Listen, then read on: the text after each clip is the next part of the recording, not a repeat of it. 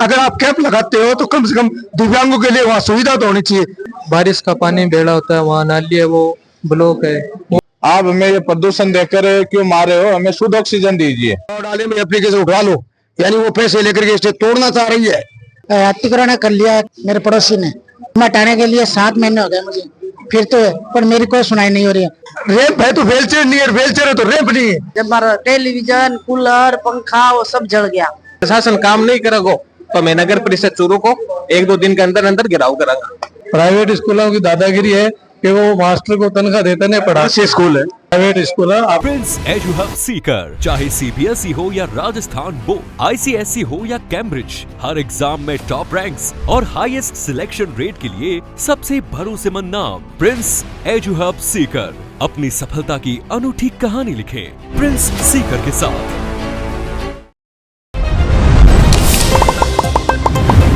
जिला स्तरीय जन सुनवाई को कार्यक्रम रखो गयो है जिला कलेक्ट्रेट में, और जिला कलेक्टर स्वयं और जिला स्तरीय अधिकारी भी महीने शिरकत कर रहे हैं और आम जन की समस्या ने सुन के बांगो समाधान करने का काम अठे होने लग रहा है। जिकी जन सुनवाई ही प्री प्लान्ड ही और लोग बाग खूब सारा फरियादी है वे भी अपने कने अठे खड़े है के जिकी आपकी मांगा में लेकर आया है, आज से चर्चा करांगा। जी आपको नाम? सर राजेश चौधरी। आज हम लोग यहाँ जिला कलेक्टर साहब के समक्ष जो जन भावनाओं की जो शिकायतें उनको लेकर यहाँ आए थे कि अभी मानसून आया नहीं है, उससे पहले भी एक छोटा सा झटका मानसून ने दिखाया तो शहर पूरा का पूरा जलमग्न हो गया। चूरू में कुछ एक पर्यटन स्थल बने हैं, आप मेडिकल कॉलेज की तरफ जाओगे तो वहाँ मेडिकल कॉलेज झील बन गई है। राजकीय कन्या कॉलेज में के अंदर एक पूरी की पूरी बावड़ी जो है वो बना दी गई है प्रशासन के द्वारा।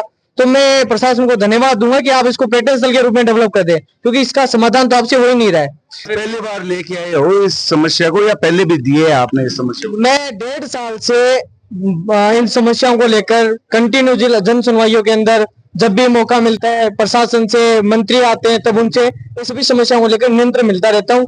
लेकिन हकीकत ये है, आज किस तरह की मांग है आप? आज हमारी मांग ये है कि जो जल भराव क्षेत्र हो गया है उनको पूरा नगर परिषद ने 40 लाख रुपए का बजट आया था वो कहाँ लगाया, ये प्रश्न है। क्योंकि 40 लाख रुपए लगाने से आप जांच की मांग को लेकर आए? बिल्कुल मैं जांच मांग। आप बताइए किस तरह से आपकी क्या समस्या है, क्या समस्या लेकर आए हो? जी मेरा नाम अनिल चौधरी है। जो चूरू शहर के अंदर बायोमेडिकल वेस्ट के मुद्दे को लेकर मैं कलेक्टर साहब को इससे पहले भी कम से कम 10 बार ज्ञापन दे चुका हूं, आज तक कोई समाधान नहीं हुआ। आज ये वृक्ष लेकर आया हूं कि सर आप ये वृक्ष हमें शुद्ध ऑक्सीजन देता है, आप हमें ये प्रदूषण देकर क्यों मारे हो, हमें शुद्ध ऑक्सीजन दीजिए। इसके लिए आए हैं।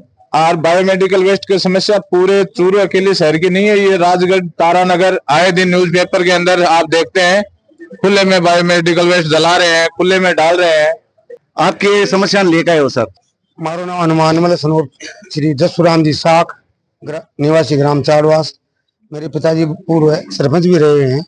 मैं पूरे ग्राम पंचायत में जनप्रतिनिधि के रूप में कार्य किया है। मुजफ्फराती द्वारा एक अवैध भवन निर्माण हो रहा था, आम रास्ते में अतिक्रमण हो रहा था, जहाँ पे गांव का बहुत बड़ा महादेव विद्यालय है, बेरूजी का मंदिर है, प्रजापति गेस्ट हाउस है, उसके अंदर मुजफ्फराती द्वारा विकास अधिकारी, ग्राम विकास अधिकारी एडीएम साहब को लेटर दिए गए, उसमें कार्रवाई करके जांच रिपोर्ट भी बनाई गई, स्टे दिया गया।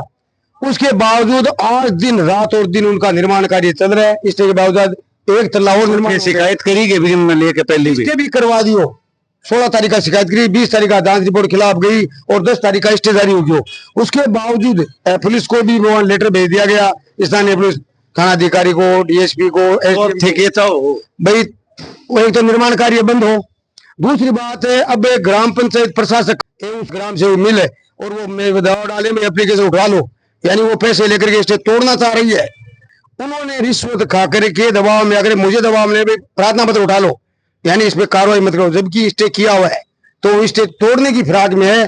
तो मैं आया हूँ कि कलेक्टर साहब इसका मतलब प्रमाणित स्टे कर दो, ये टूटना नहीं चाहिए। अतिक्रमण है, अवैध है, भूमाफिया द्वारा गरीब की जमीन हड़पी गई है।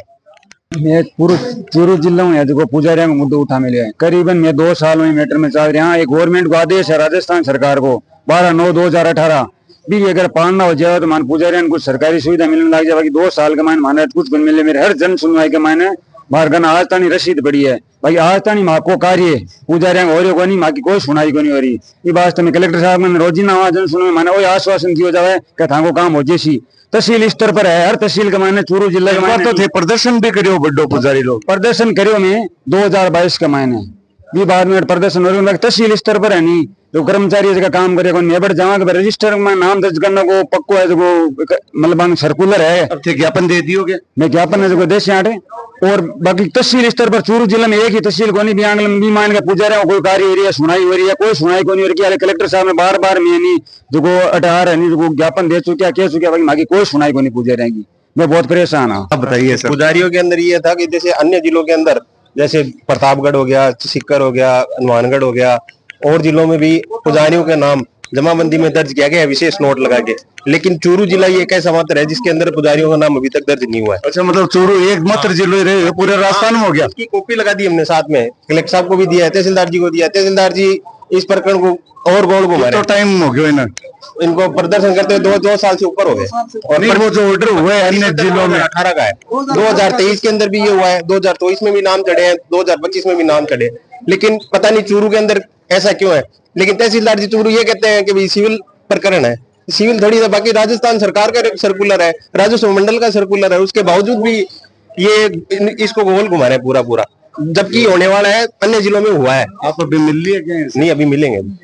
दिव्यांग व्यक्ति भी हमारे साथ है। की समस्या है कि सर मेरे जो पट्टा अतिक्रमण कर लिया है किसी ने, मेरे पड़ोसी ने 3 फुट का रास्ता था मेरे जो जमीन का बीसी पे ही कर लिया अतिक्रमण, और मैं हटाने के लिए 7 महीने हो गए मुझे, फिर तो है पर मेरी कोई सुनाई नहीं हो रही है। और मुझे आज कल मिला है और जो उनके नापतोल कर लिया मैंने, और जो नापतोल कराया है तो मेरे कोई मौजूदगी में नहीं हुआ और मेरे पट्टे को एकदम ही खारिज कर दिया। जैसे 60 है और यहाँ मेरे पट्टे के ओरिजिनल में 65 फुट है, पर यहाँ ये कह रहा है कि आपको रास्ता मिल चुका है, ये नगर परिषद कह रही है। मेरे पट्टा देख सकते हैं आपको जूम करके, और ये मुझे लेटर दिया नगर परिषद ने। ये सर ये मेरा प्रॉब्लम है और 7 महीने से मैं फिर रहा हूँ। 30 सर के आज कलेक्टर के पास आया हूँ। ये कहूँगा भाई सर अभी जो राजस्थान सरकार द्वारा राजस्थान सरकार द्वारा जो शिविर लगाए जा रहे हैं, उन शिविर में दिव्यांगों के लिए कोई भी सुविधा उपलब्ध नहीं है। वहाँ ना व्हीलचेयर है, ना पानी की सुविधा है, और ना ही कोई अधिकारी मौजूद नहीं है। अभी मैं अलग अलग कैंपों में जाके आ रहा हूँ, लेकिन वहाँ दिव्यांगों के केवल खाना पूर्ति हो रही है। हम कलेक्टर साहब से यही विनती करने हैं, अगर आप कैंप लगाते हो तो कम से कम दिव्यांगों के लिए वहाँ सुविधा तो होनी चाहिए। बिना सुविधा के आप दिव्यांगों को बुलवाते हो और वो परेशान हो जाते हैं, ये ऐसा नहीं होना चाहिए। तो रैंप है भाई जी, तो यहाँ व्हीलचेयर कहाँ है सर? रैंप है तो व्हीलचेयर नहीं है, व्हीलचेयर है तो रैंप नहीं है, यही बैंकों का हाल है। चलो ये तो बड़ी समस्या आपने बता दी कि दिव्यांगों के लिए परिपूर्ण रूप से यहाँ पर व्यवस्थाएं जन सुनवाई में नहीं मिल रही है जमीनी हकीकत में। जी क्या कहेंगे कि यहाँ अरे हमारा राशन कार्ड 10 साल 15 साल से जो बना था ना वो चालू ही नहीं हो रहा, और सुजानगढ़ के हम हैं, सुजानगढ़ के नगर पालिका में बहुत है, लेकिन वो वहाँ पे सुनवाई नहीं करते। अब यहाँ पे चूरू आए, हम तो इतने कहते हैं सरकार से कि हम गरीब लोग की चालू कर दे राशन कार्ड वाला, जो ठीक है हमारी समस्या सुने। तो इतना दिन हो गया थारकन राशन कार्ड को नहीं हो गया? राशन कार्ड हो लेकिन है ना वो के मोर नहीं लगी है जो सुजानगढ़ वाले। ये मैंने 2 बार है ना फार्म भी भरवा दिए, एक 2022 का भरवाया, एक 2025 का भरा, दोनों खारिज कर दिए मेरे। 2 रुपया गेहूँ और हम कौन जोड़ रहा था बीपीएल परिवार से। और देखिए अब सर्वे हुई है, सर्वे में जमीन कम होगी। हार लगे खेत की? हाँ कटे खेत का 3 किलो है, तो यहाँ क्या होगी? जमीन 2.5 बीघा ही जी, ये 1.5 बीघा बंची है। के कारण रहे हो? के कारण रहे सर्वे में आए, कारण को क्या बताऊं? सर्वे जगह पर्चा बनते ही पाम आए, मतलब सर्वे पे सवालिया निशान खड़ा कर दिया होते। हाँ। कटाई की 1.5 होगी, 1 बीघो खत्म हो गया था। 1 बीघो खत्म कर दियो, 2.5 बीघा जमीन 2 साल पहले मोल नहीं। बिजली का आया ना जब हमारा टेलीविजन, कूलर, पंखा वो सब जल गया गली में पूरे का। अच्छा, लाइट ट्रिपिंग की वजह से घर का सामान भी बढ़ गया? बढ़ गया, टेलीविजन, कूलर, पंखा सब जल गया, गर्मी के मर रहे टाबर छोटे। तो इनके लिए कोई सर्वे करने भी आए होगे थारकन? हाँ, सर्वे कोई करने देखने ही को नहीं आया कोई गली में। कद की बात है? परसों हाँ परसों सारा जल गया। आज मैं सगड़ा भाई जिला कलेक्टर के साहब के पास आया। एक बारिश हुई है चूरू शहर में, एक बारिश में आज जिले को सबसे बड़ा अस्पताल है बढ़तिया हॉस्पिटल बिगागा से देख सको कि तो पानी जमा है। दूर दराज से गाँव ढाणी से मरीज आवे तो आज बन कितनी परेशानी हो रही है। आज थे चूरू शहर की हालत देख लियो, गली मोहल्ला वार्ड की कोई की भी हालत है देख लियो, कितनी हालत खराब है। जगह जगह पानी इकट्ठा हो रहे। आज कलेक्टर साहब बेसगड़ा युवा साथी मिलके ज्ञापन देना आया, अगर प्रशासन काम नहीं करेगा तो मैं नगर परिषद चूरू को 1-2 दिन के अंदर अंदर गिराव करांगा। पदनाम मेरा नाम सोहेल खान है, मैं युवा कांग्रेस को अध्यक्ष हूँ चूरू। क्या मायता क्या आया हो? हमारे रड़साना वास में 400 बीघा गौचर भूमि है, उसका अतिक्रमण कर रखा है और ट्रैक्टरों से बुआई कर रहे हैं। मैंने बीकानेर रिपोर्ट दे दी और 3 बार ऑनलाइन करा दी गूगल पर, और भी प्रधानमंत्री आवास में दिल्ली भी भेज दी, और हर मीटिंग में यहाँ मैं आ रहा हूँ।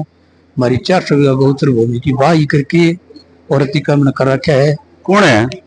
गांव वालों ने कर रखे है, सब लोग दबंग है क्या? हाँ, दबंगाम 400 बीघा गौचर भूमि पूरी रुक रही है, अतिक्रमण करा के। कौन सा गांव बताए थे? रड़साना को वास, राजगढ़ तहसील, जिला चूरू।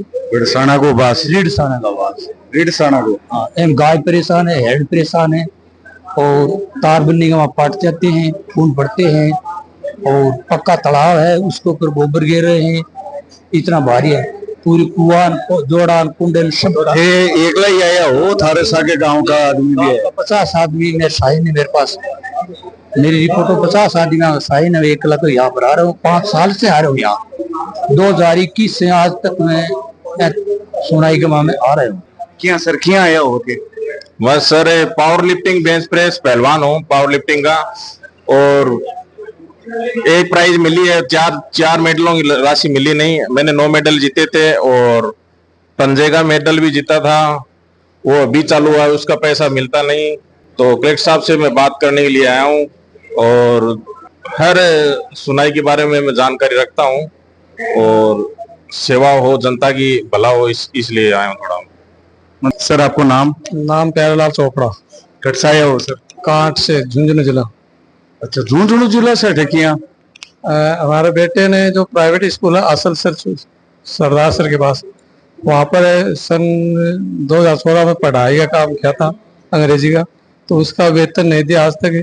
तो उस वेतन के लिए मतलब है, वो बेटा भी अभी इस दुनिया में नहीं रहा, वो मांगते हमारे चलेगा, फिर भी यहाँ कोई सुनवाई नहीं हो रही है। मैं इनके चक्कर काटते रहेगा। अब जिला कलेक्टर को हाथ लगा गया भाई सुनवाई हो जाए। वो असल सर स्कूल है, वो चूरू में है, और वे सरकारी कर्मचारी है? नहीं, प्राइवेट स्कूल है। प्राइवेट स्कूलों की दादागिरी है कि वो मास्टर को तनख्वाह देते नहीं, पढ़ा से स्कूल है, प्राइवेट स्कूल है। आप कितना रुपया कौन दे रहा है? 15,000 रुपया महीने के हिसाब से गया, तो उन्होंने 45 दिन पढ़ाया तो उसका 22,500 रुपया बनते, और 67,500 रुपया पैसे के ब्याज बन के 90,000 रुपया बन रहे। तो उन्हें कभी तो सुनाई नहीं की, नहीं दी। कितना टाइम हो गया उनको?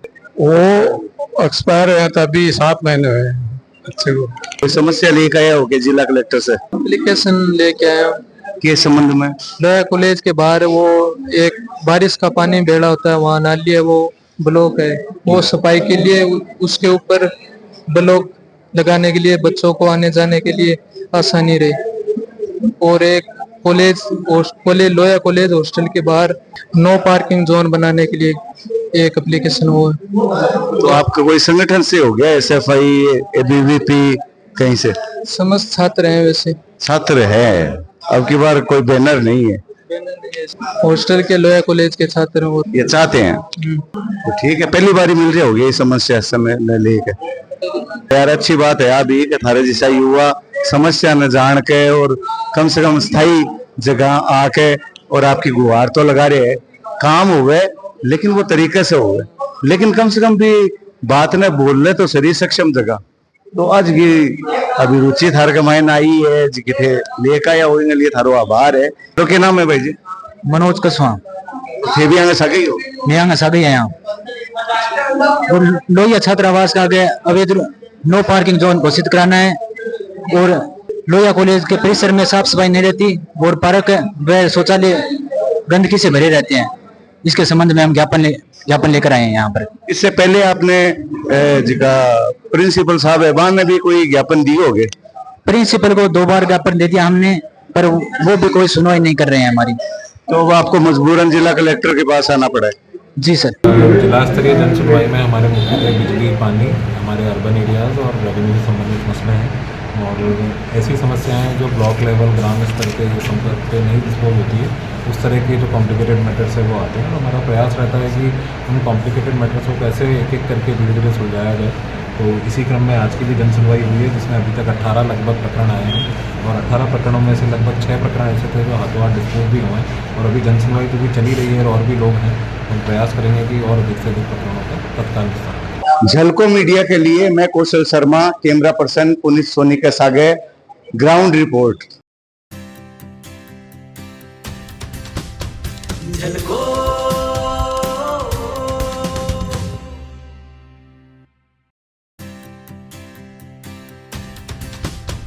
झलको